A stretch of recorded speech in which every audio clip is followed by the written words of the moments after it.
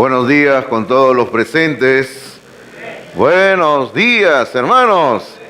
Buenos días, ¿cómo están? Cristo vive, ¿verdad, hermanos? Amén, gloria al Señor. Yo ayer mandé un mensaje a los hermanos de nuestra iglesia diciéndoles: mes de octubre, mes de las misiones. Estamos en el mes de las misiones y de eso vamos a estar hablando en este mes de octubre. El mes pasado fue el mes de la Biblia. Bueno, a mí me tocó predicar en el primer culto todo el mes de septiembre y estuve hablando sobre el Salmo 119.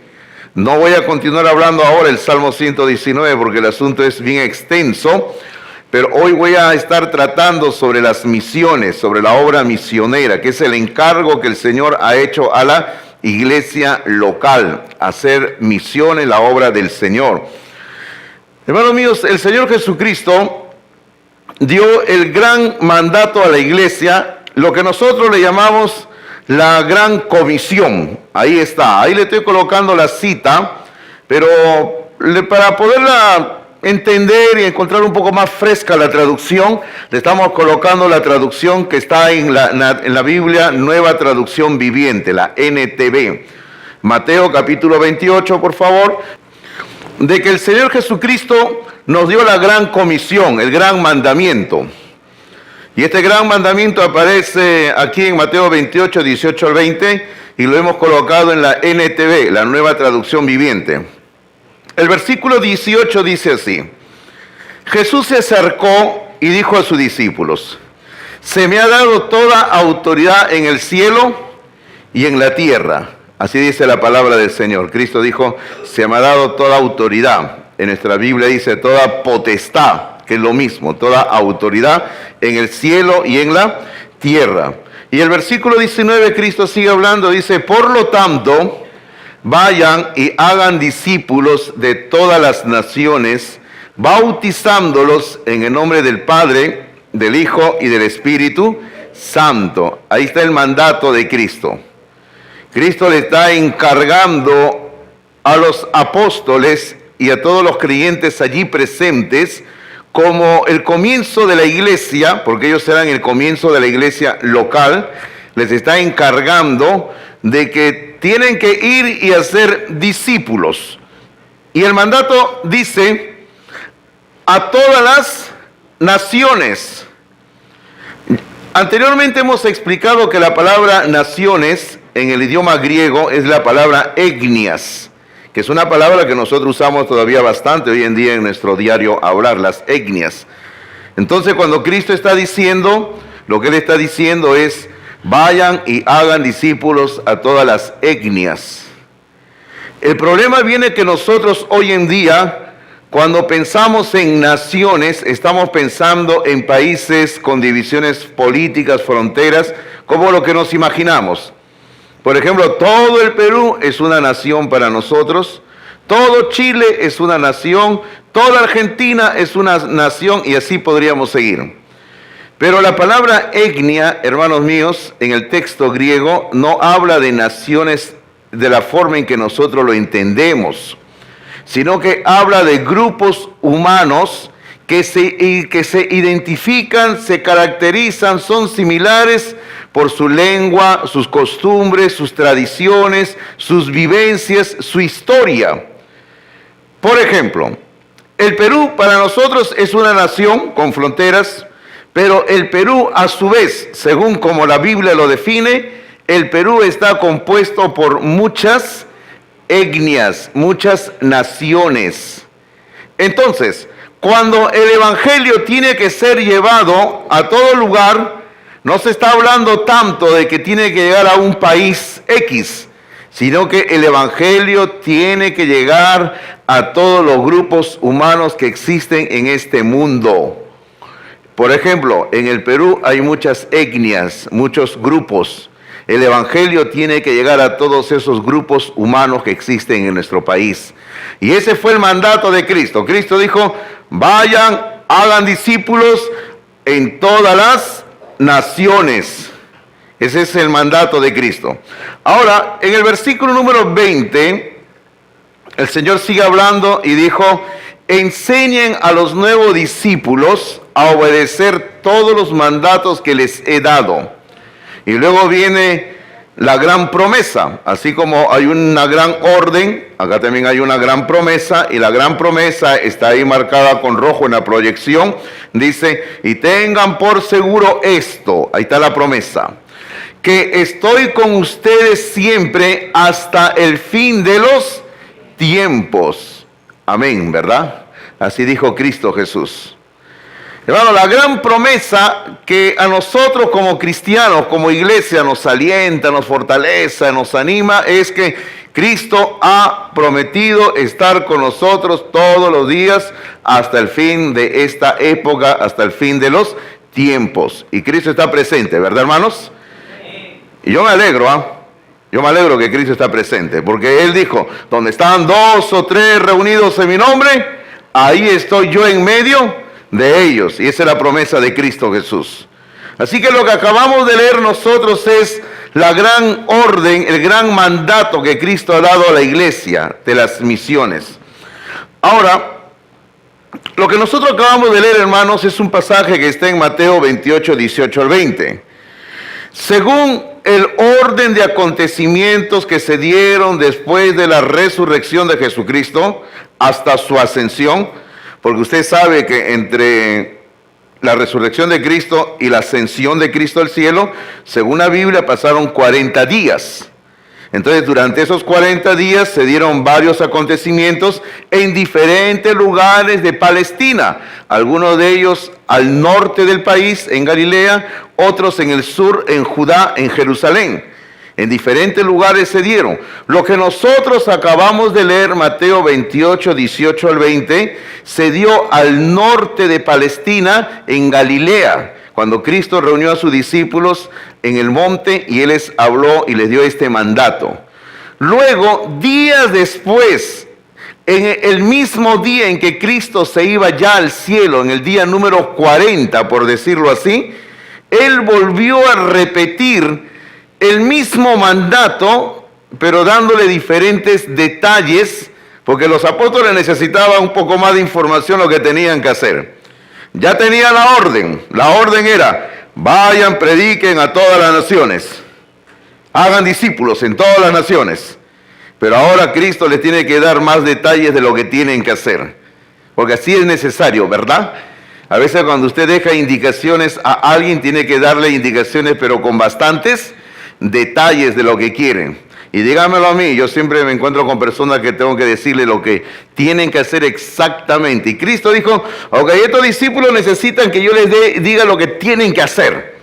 Así que Cristo, en el libro de Hechos, en el capítulo 1, versículo 8, y ahí tenemos una vez más la proyección en la pantalla, Hechos 1, 8, y otra vez apelamos a la NTV, la nueva traducción viviente, donde dice así, pero recibirán poder, aquí está hablando el Señor Jesucristo, ustedes recibirán poder cuando el Espíritu Santo descienda sobre ustedes. Y luego dice, y serán mis testigos y le hablarán a la gente acerca de mí en todas partes. En esencia, lo mismo que había dicho días antes en Galilea. Pero ahora Cristo dice, tienen que hablar de Él exactamente dónde. Ahí les da los detalles. En Jerusalén, por toda Judea, en Samaria y hasta los lugares más lejanos de la tierra. En ese momento, cuando Cristo da esta orden, como dije hace un momento, Él se encontraba ya ahora en el momento, en el día de la ascensión al cielo, está en Jerusalén, y Cristo le dice a ellos, estamos en Jerusalén en este momento, ustedes van a comenzar a predicar la palabra, aquí en Jerusalén, le dice, en Jerusalén. Luego Judea, era la provincia, la región donde se encontraba Jerusalén, la ciudad de Jerusalén, un poco más grande, la provincia de Judea. Luego les dice, observe usted que le dice en Samaria. Ahora, ¿cuál es lo interesante de que Cristo mencione Samaria? Porque recuerden lo que hemos predicado varias veces. Judíos y samaritanos no se llevaban nada bien. Entre ellos había una rivalidad que tenía siglos. Un conflicto generacional había entre judíos y samaritanos. Judíos y samaritanos no se podían ni siquiera ver. Es por eso que a los judíos en la época de Cristo les causó una desesperación, se les puso la piel de gallina cuando Cristo contó la parábola del buen samaritano, ¿no? O sea, Señor, pero ¿cómo vas a poner como ejemplo de misericordia a un samaritano todavía, ¿no? Nosotros judíos, ¿cómo vamos a ser como ese samaritano? Pero bueno, aquí Cristo les está diciendo, prediquen el evangelio también donde están sus enemigos, en los samaritanos.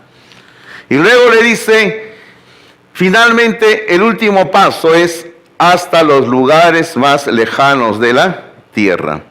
Hasta acá, hermanos. Por eso el evangelio ha llegado, en este caso, hasta Lima, Perú. El evangelio ha llegado hasta Lima, Perú, porque, hermano, la palabra de Dios, como dice Pablo en Timoteo, la palabra de Dios no está presa.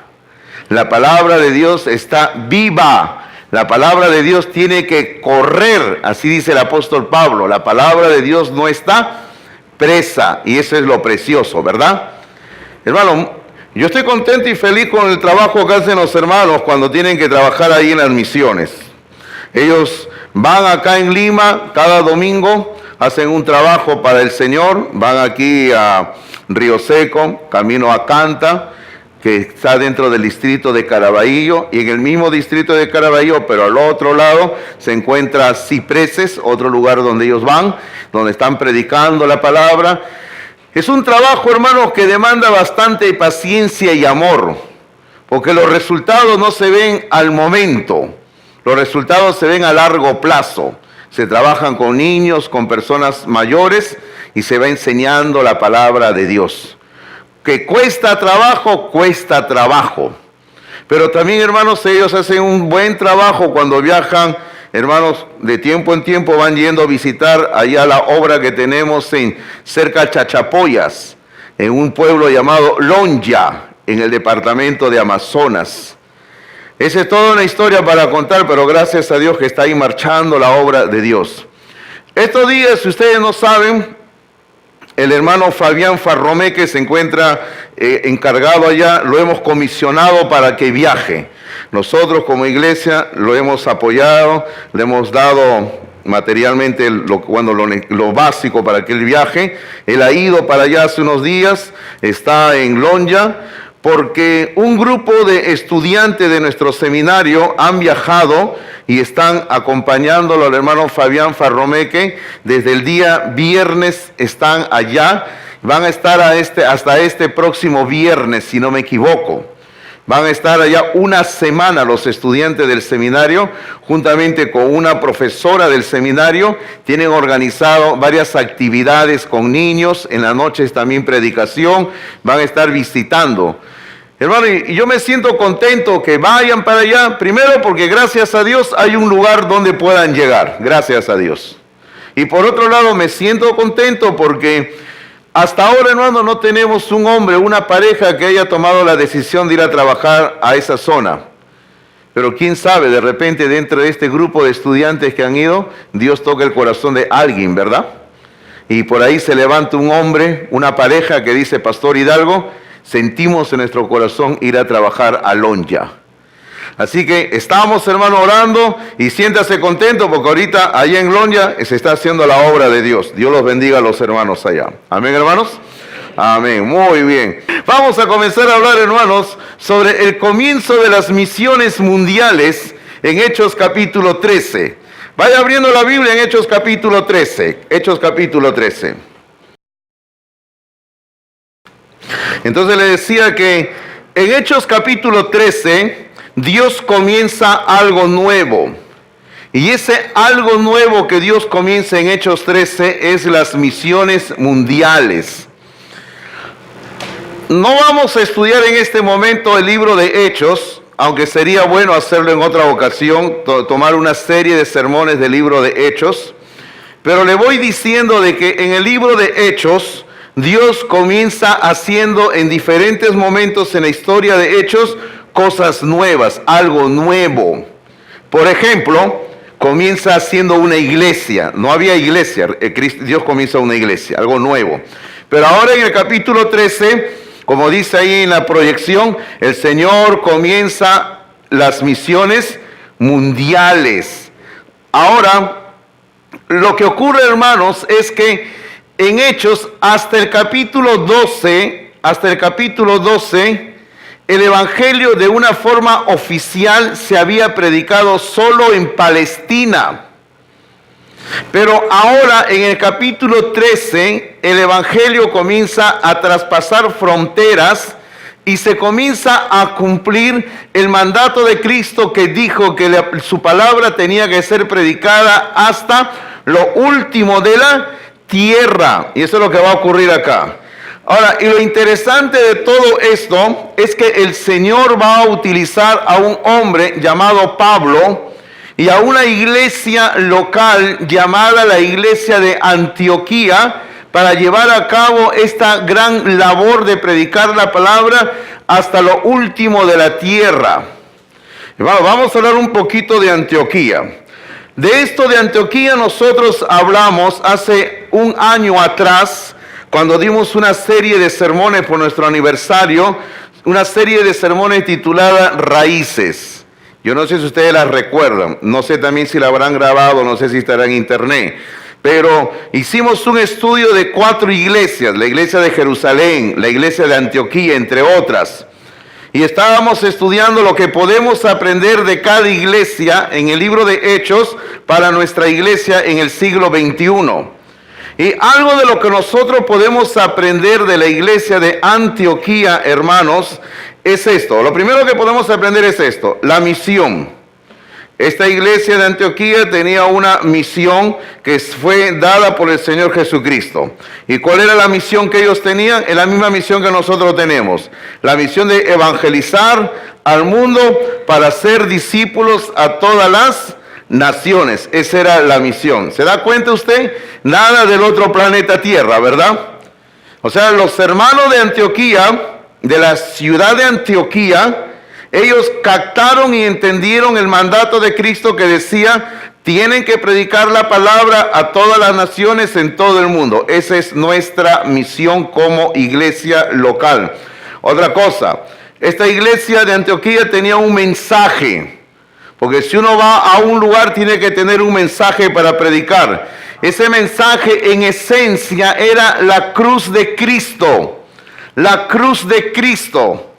No estamos abogando para adorar el símbolo, el madero o el dibujo, sino que estamos hablando de lo que se hizo en la cruz, que Cristo murió en la cruz, que Cristo derramó su sangre en la cruz, que Cristo en la cruz obtuvo nuestra redención de nuestros pecados.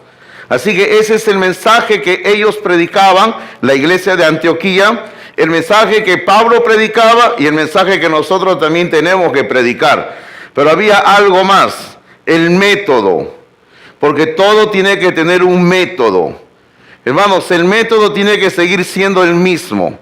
Algunas cositas pueden cambiar en cada época, porque por ejemplo hoy en día nosotros tenemos tecnología que ellos no tenían en ese tiempo, y les aseguro que ni Pablo había soñado con ver la tecnología que tenemos. Y es increíble, hermanos. Cada año que pasa va saliendo más tecnología, más tecnología. Yo recién estoy aprendiendo a usar el celular y ya está saliendo otra cosa ya. Y todavía no acabo de aprender cómo funciona el control remoto de mi televisor y ya salen otras cosas. Digo, ¿cuándo voy a terminar de aprender, verdad? Algunos hermanos recién han descubierto que existe el VHS. Imagínense. ¿Saben lo que es el VHS? Los más jóvenes, ¿no? Ni saben lo más joven de lo que es el VHS, ¿ven? De algunas personas dicen, ay, que ya salió el VHS. Sí, hace años ya dejamos de usar el VHS. Ahora estamos en otras cosas. Pero la tecnología va cambiando, la tecnología avanza y los métodos también cambian. Pero en esencia, ¿cuál era el método que ellos tenían? El método era sencillamente ir y predicar el evangelio a las personas. Ese era el método, hermano, no había otro método. Ir y predicar el evangelio. Nosotros tenemos que ir. Hermano, la gente está a nuestro alrededor, hay que ir donde ellos están. La gente está, por ejemplo, en el mercado. Hay que ir al mercado a evangelizar, repartir folletos. La gente está en la plaza de armas, aquí en la Municipalidad de Los Olivos. Hay que ir allí donde está la gente. La gente está en las calles, en los paraderos. Hay que ir donde están. Ustedes han visto que hace buen tiempo atrás ha salido una secta que se pone todos los días bien temprano en los paraderos, en los puentes peatonales. ¿Los han visto? Sí los han visto, ¿verdad? Hermano, yo salgo temprano de mi casa cuando me voy a dictar clases. Yo salgo 6:30, más tardar 6:30, y ya están en los paraderos, hermanos, esas personas. No todos los días, pero aquí en esquina hay una pareja de jóvenes de esa secta que vienen y están ahí parados, hermano, temprano, mientras nosotros estamos durmiendo. A las 6 de la mañana están en esquina repartiendo sus folletos. No les digo nada porque es vía pública, ¿sí o no? Y en la vía pública la gente puede hacer lo que quiera, siempre y cuando respeten el orden, ¿no? Entonces, hermanos míos, usted imagínese, hay una secta que ha entendido esto, que hay que ir donde está la gente. Y nosotros que tenemos la palabra, que tenemos el verdadero evangelio, no estamos yendo, hay que ir. Y usted dirá, pero pastor, ¿cómo puedo ir? Bueno, bien fácil, consígase folletos. Acá tenemos folletos, regalamos folletos por si acaso. La oficina de la iglesia regala folletos, pero también hay folletos de otra calidad que venden también. Invierten folletos, creo que es un 100 de folletos, 5 soles, no le va a afectar a usted su economía. Hermano, tenemos Evangelio de San Juan que regalamos. Tenemos paquetes de Evangelio de San Juan, regalamos, usted puede llevar para que obsequie a otra persona, para que gane almas para Cristo. Hermano, el asunto es que tenemos que ir donde están las almas, y eso es lo que tenemos que hacer. El tema que vamos a estar viendo hoy, hermanos, es un estudio de 2 partes. Hoy con ustedes vamos a ver la primera parte, que son los versículos 1, 2, 3 y hasta el comienzo del versículo 4. Ahora, Dios mediante, el próximo domingo como hoy, vamos a estar viendo la segunda parte de este estudio que corre del versículo 4 hasta el versículo 12. Usted puede ver ahí en la proyección. La primera parte le hemos llamado los enviados. ¿Quiénes son enviados a las misiones mundiales? Y la segunda parte lo llamamos la estrategia. ¿Cuál es la estrategia que se siguió para llevar a cabo las misiones mundiales? Así que hoy vamos a estar hablando de esta primera parte que es los enviados. Vamos a estar hablando acerca de quiénes fueron enviados a hacer la obra de Dios. Entonces, hermanos, sencillamente vamos diciendo esto. Dios envía a sus misioneros de una iglesia saludable. Versículo número 1, por favor. Versículo 1 en la Biblia dice: había entonces en la iglesia que estaba en Antioquía, y eso es lo que estábamos hablando hace un rato, la iglesia que estaba en Antioquía. Hermano, recuerda, Antioquía, una ciudad al norte de Palestina, y en esa ciudad se había establecido ya una iglesia. ¿Y qué era lo que había en esta iglesia? Habían profetas y maestros, y luego menciona a algunos de ellos, los más conocidos. Menciona a Bernabé, que nosotros lo conocemos, este Bernabé, lo vamos a ver más adelante en el libro de Hechos. Luego se menciona a Simón, el que se llamaba Níger. ¿Usted sabe lo que significa Níger? Níger significa negro, negro. Así que su chapa de este varón, de este Simón, era negro. Le decía, oye negro, ven para acá, le decían así, ¿no? Así que no se ofenda si alguien le dice negro, ¿verdad? ¿Ok? Luego había otro varón que se llamaba Lucio. Y este Lucio era de una ciudad llamada Cirene, por eso dice Lucio de Cirene. Luego Manahaén, el que se había criado junto con Herodes el tetrarca, y finalmente al último lo ponen, no por importancia, sino por énfasis creo, lo ponen a Saulo, quien luego se convirtió en Pablo. Así que aquí se mencionan algunos varones, pero observe usted que este versículo comienza diciendo que había entonces en la iglesia que estaba en Antioquía profetas y maestros. Y aquí vamos planteándonos una pregunta de fondo, una pregunta de arranque, como diríamos nosotros.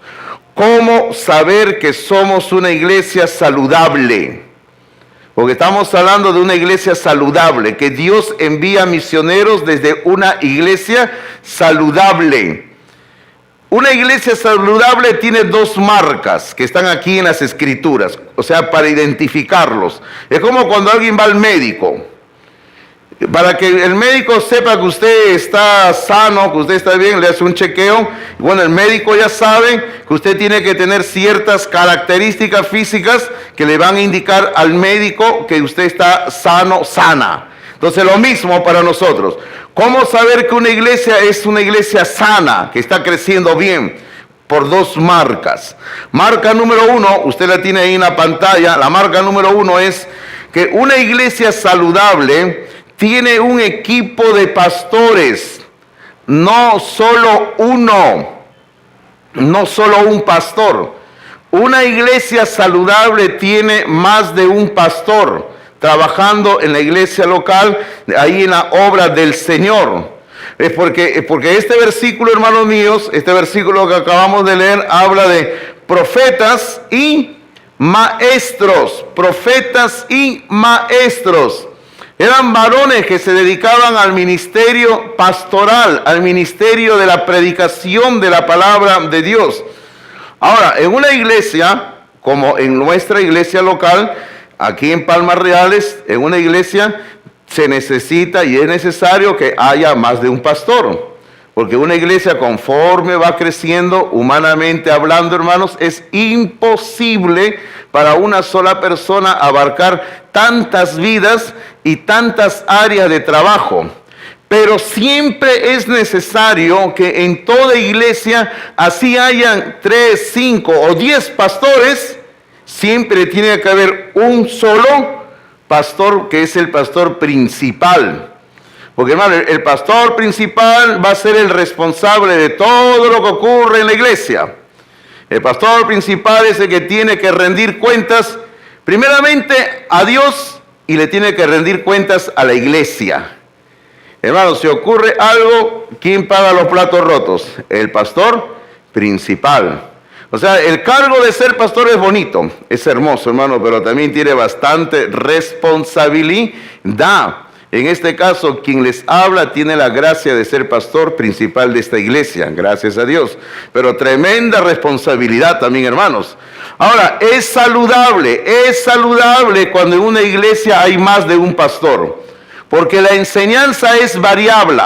Perdón, variable, ¿qué estoy diciendo yo, no? Es variable, va a variar, va a ser diferente, va a ser distinto.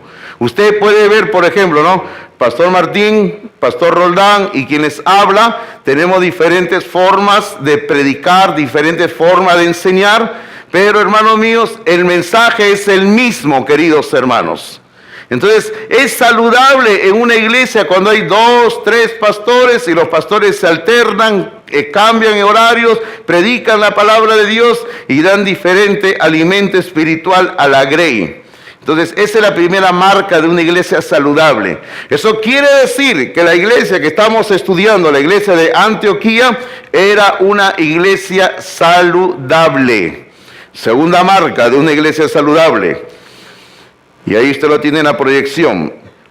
Marca número 2. Una iglesia saludable se le conoce por sus profetas y maestros.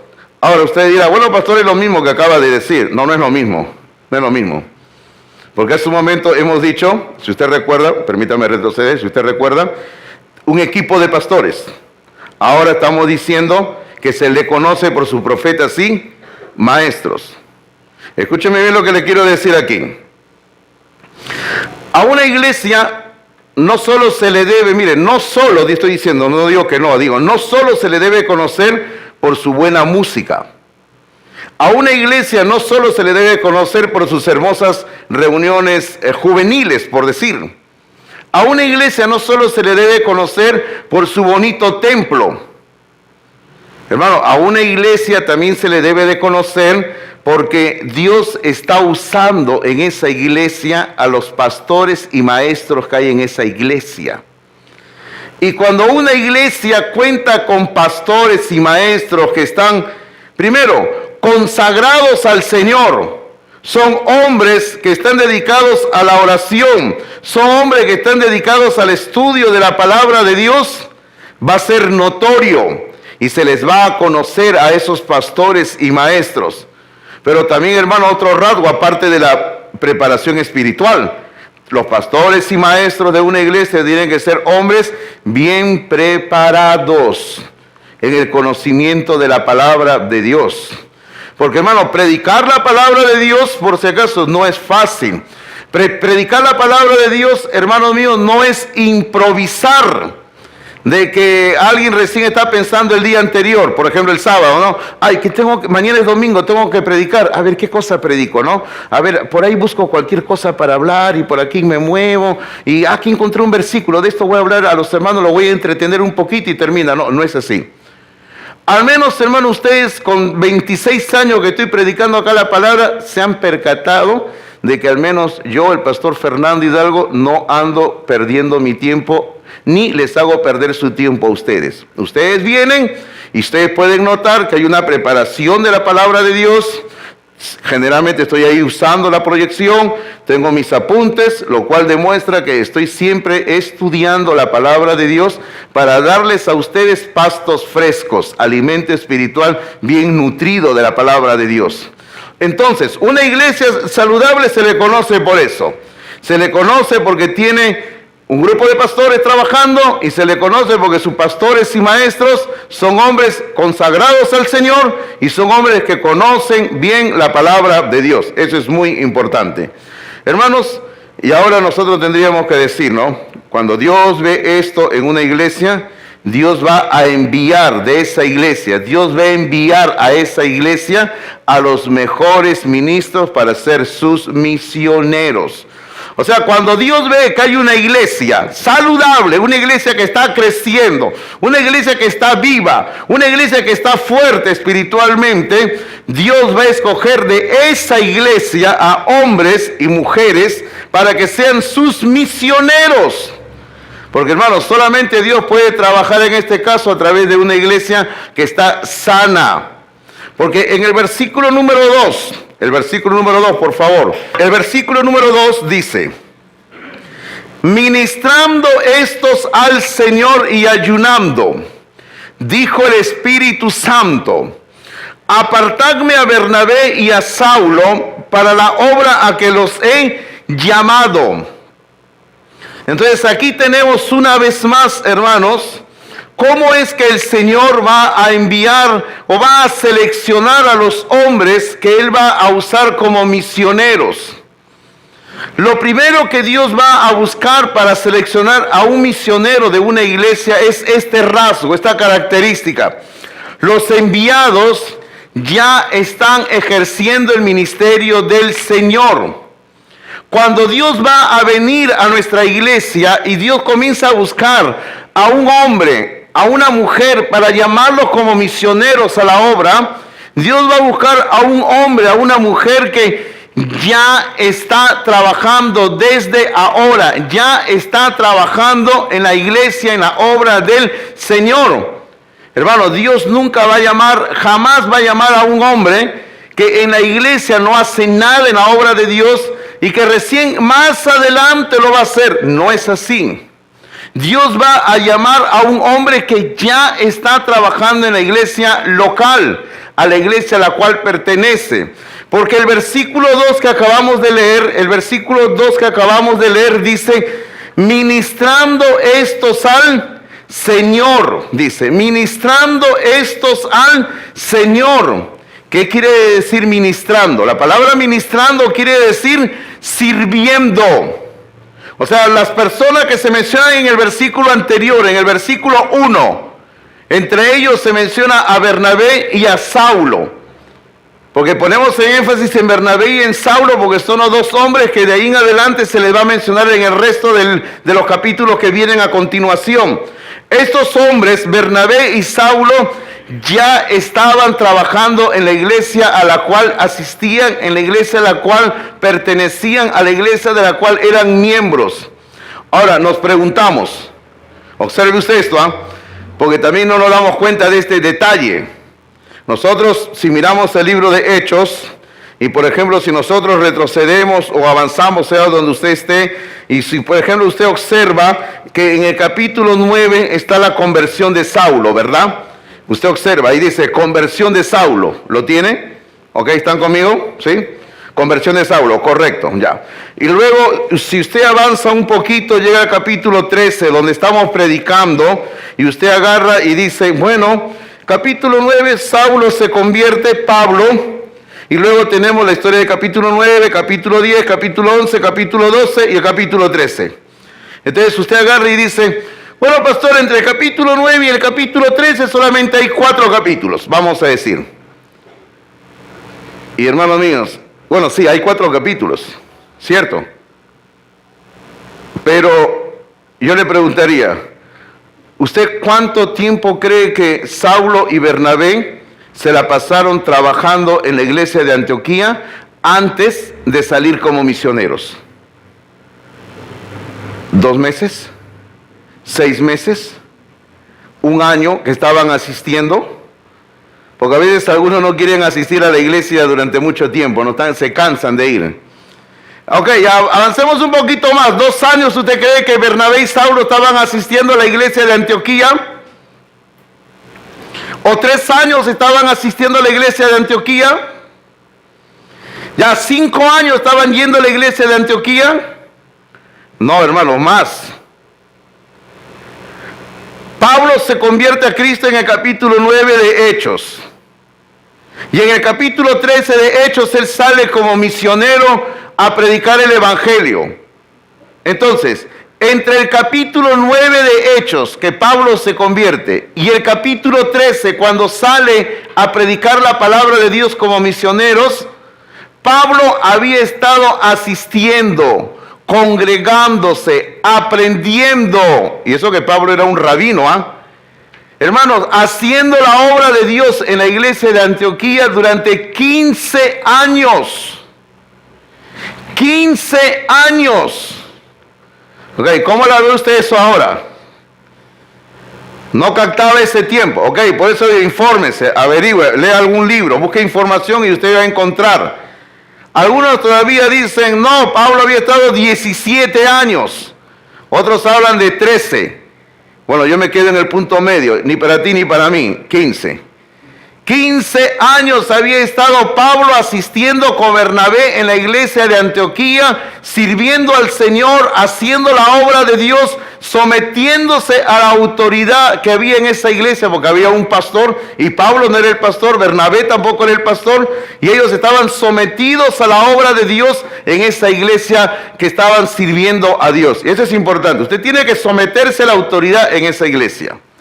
Hace unas semanas, en la clase que yo estoy dando de liderazgo espiritual los días jueves, yo les contaba a los hermanos del curso de Nehemías, porque eso es lo que estamos estudiando ahorita, estamos estudiando Nehemías. Le decía de que yo había estado antes de venir a esta iglesia, en la iglesia bíblica bautista de Comas. Mi pastor en ese momento era y todavía sigue siendo el pastor Marcos Figueroa. Y le dije, y ahí está el pastor Figueroa, que todavía está sano y bueno por la gracia de Dios, pastoreando la iglesia bíblica bautista de Comas. Y yo durante todos los años que estuve bajo su ministerio, siempre demostré sumisión, obediencia, hermanos. Y yo le dije, y él puede dar testimonio de que yo siempre me sometí a su autoridad de él. Y eso fue una bendición, porque cuando yo estuve ahí, me nombraron pastor asociado en la iglesia, y luego de estar ahí como pastor asociado 3 años, salí para tomar el pastorado de esta iglesia.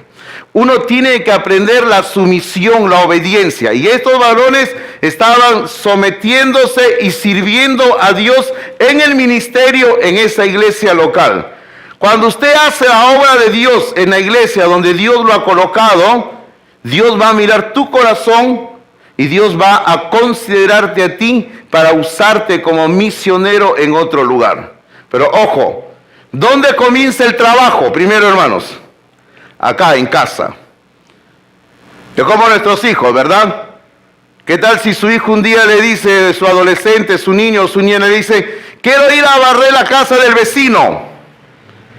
¿Y usted qué le va a decir? Primero barre tu casa. ¿Se lo va a decir usted o no? Sí se lo dice, ¿verdad? Porque usted sabe que los adolescentes, si les gusta hacer el trabajo en otro lugar, pero no quieren barrer en su propia casa. A mí hace un tiempo me sorprendió, no voy a mencionar nombres, ¿ya? Estábamos en cierto lugar, cierto evento, cierta iglesia, y un joven de nuestra iglesia estaba ahí ayudando, ¿no? Sirviendo. Y yo decía, ¿ese es? Sí. Y mi esposa me decía, ya vámonos. No, quiero ver qué sucede, le digo. Y yo me quedé ahí. Mira, está trapeando.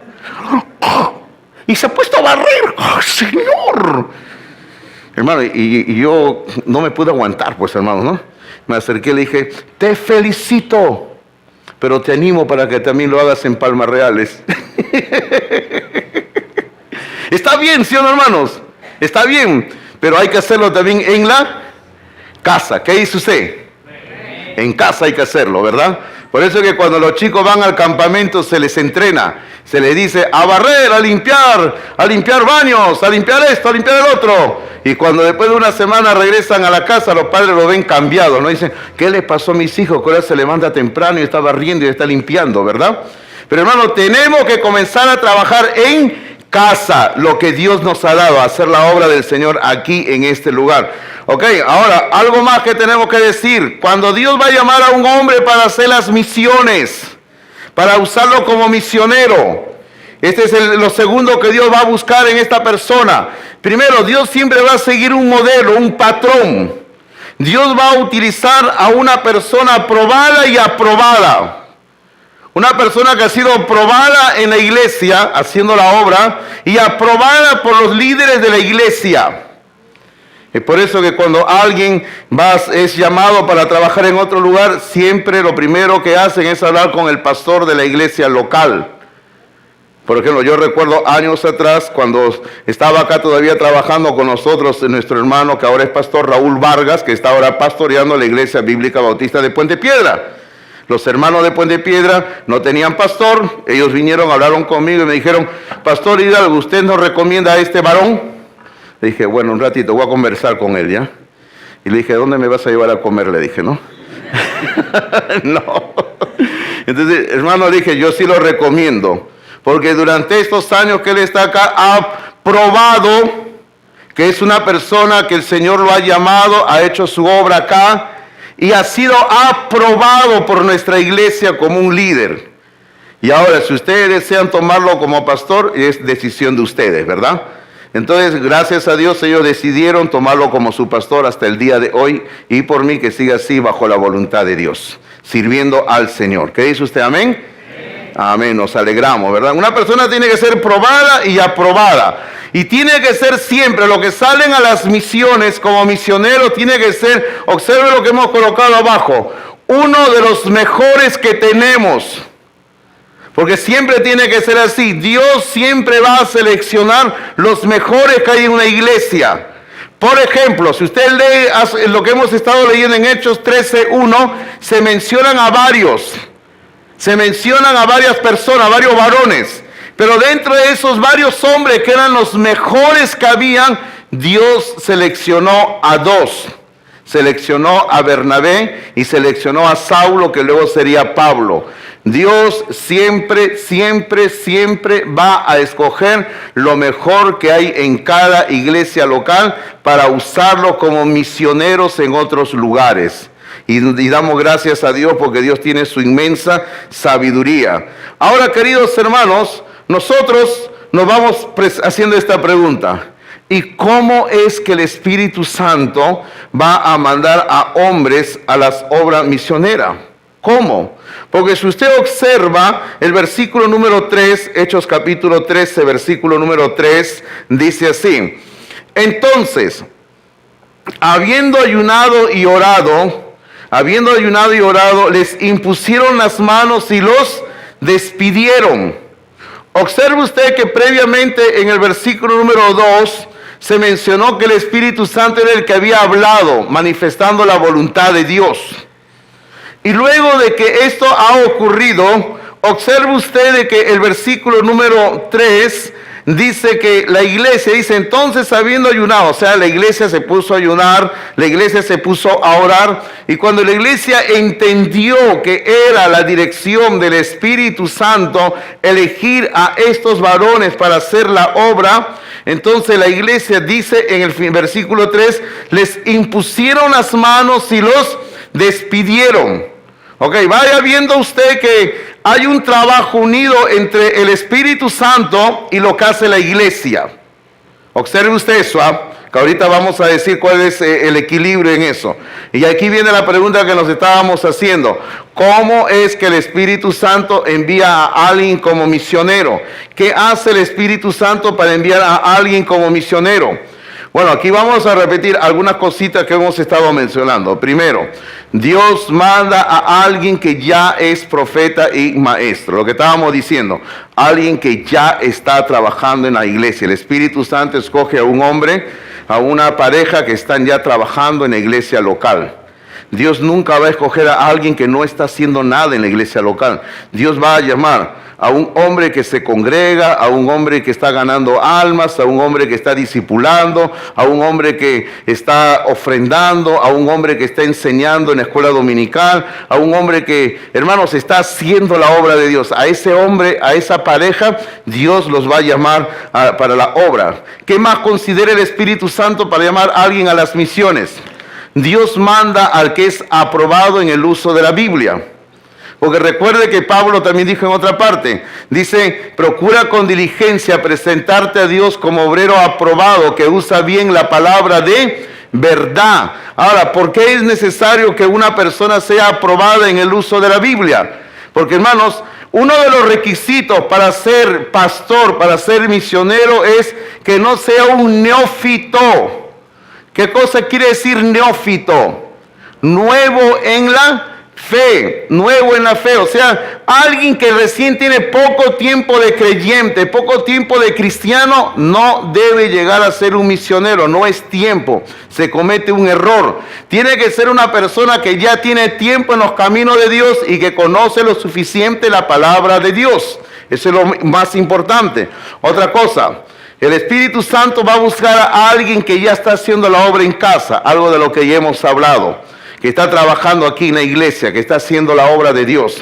Otra cosita más, que Dios manda, ojo, y esto es bien importante para mí, Dios manda al que tiene el deseo de ir. Ok, ¿lo ha leído lo que dice aquí? ¿Ha leído lo que dice? Dios manda al que tiene el deseo de ir. Hermanos, eso es bien importante. ¿Sabe por qué? Porque el que llama a hombres para hacer la obra de Dios no es el pastor de la iglesia, es Dios. Hermano, por ejemplo, a mí no me llamó mi pastor para ser pastor. No es que mi pastor un día me buscó y dijo, oye Fernando, ¿tú quieres ser pastor? Sí, ya, entonces vente para acá. No es así. Es Dios el que llama a hombres, a mujeres también, pero estamos hablando del ser pastor, ser misioneros. Dios manda, Dios llama a hombres y mujeres. Hermano, cuando uno entiende que es Dios el que llama y Dios el que envía, las cosas se aclaran bien. ¿Sabe por qué le hablo bien de esto? Porque durante los últimos años, varias veces y hasta hace poco, algún hermano de nuestra iglesia se me acerca y me dice así, Pastor Hidalgo, ¿usted por qué no hace uso de su autoridad como pastor y envía a fulano de tal como pastor Alonya? Yo le digo, ¿sabe algo? Usted tiene razón, yo podría hacer uso de mi autoridad y decirle, fulano, tú con tu esposa se van a Alonya a trabajar, a ser pastores, y le aseguro que me van a obedecer. Pero esa no es la forma en que Dios trabaja. No es la forma en que Dios trabaja, hermanos. La forma en que Dios trabaja es que Dios es el que llama. Dios es el que pone la carga. Nuestra parte es presentar la necesidad, nuestra parte es presentar el reto, nuestra parte es decir, hay un lugar que necesita a un pastor para hacer la obra. Hay un lugar donde se puede hacer las misiones. Pero ahora el resto viene ¿de quién? Viene de Dios. Es por eso que siempre es bueno recordar lo que dice este versículo de Isaías 6:8. Aquí está hablando Isaías, dice: después oí la voz del Señor que decía, ¿y qué era lo que Dios decía? Léalo conmigo, ¿qué decía? ¿A quién? ¿Y quién irá por nosotros? Lo que está primero resaltado, las dos primeras líneas con rojo, es lo que Dios dice. Dios dice: ¿a quién enviaré y quién irá por nosotros? Dios está presentando la necesidad, el reto. Y observe ustedes que Dios está hablando en plural, porque dice por nosotros, por nosotros. Está hablando el Padre, el Hijo y el Espíritu Santo. Y la Santa Trinidad dice: ¿a quién vamos a enviar? Necesitamos que alguien vaya a predicar la palabra. Porque si usted observa esta cita es de Isaías capítulo 6, versículo 8. Y en los primeros capítulos de Isaías, capítulo 1, 2, 3, 4 y 5, Dios le ha presentado a Isaías la situación de crisis espiritual en que se encontraba el pueblo de Israel.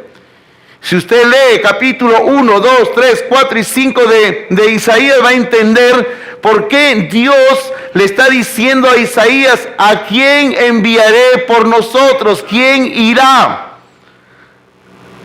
Hermano, estamos en crisis espiritual en nuestro país.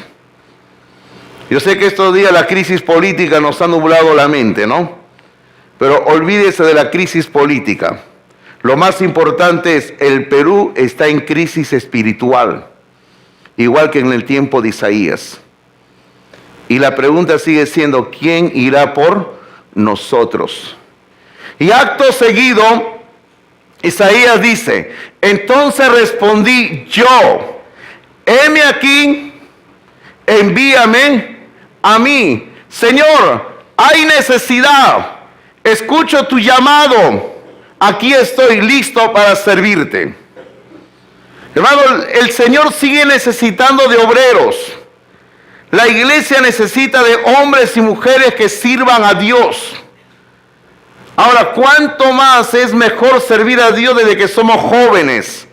Porque si somos jóvenes ahora, tenemos con la gracia de Dios para darle nuestra vida a Dios por los próximos 20, 30, 40, 50 años. Y podemos servir a Dios para su honra y gloria por el resto de nuestras vidas. Es por eso que esta mañana, en este primer sermón dominical del mes de octubre, que es el mes de las misiones, le comienzo diciendo: hay una misión mundial que cumplir. La iglesia de Antioquía que hemos estado viendo entendió la misión: predicar en todo el mundo. Pablo y Bernabé entendieron lo mismo y dijeron: nosotros vamos a ir. Pero ahora estamos en el siglo XXI. Estamos acá nosotros. Palmas reales, palmas reales. Dios sigue diciendo: ¿quién irá por nosotros? Hermano, Dios necesita de hombres, mujeres que estén listos, como Cristo dijo, para poner las manos en el arado y que no miren hacia atrás. Sí es habiendo la necesidad de hombres y mujeres en la obra de Dios. Yo termino esta mañana, y ya se preparan mis hermanos de la alabanza, yo termino diciéndole: yo quiero que usted piense algo. Si usted tiene esa lucha interior por servir a Dios, si usted tiene esa carga interna para ser misionero, pastor, porque, hermano, yo estoy seguro que Dios, hay alguien acá, alguien en esta iglesia que Dios le está llamando para ser pastor, misionero. Pero usted tiene que tomar la decisión. Pero, pastor, estoy casado, ¿correcto? Pero si usted toma la decisión, y si Dios te llama a ti, también el llamado va a llegar a tu esposa o a tu esposo. Pero alguien tiene que empezar diciendo, aquí estoy listo para servir a Dios.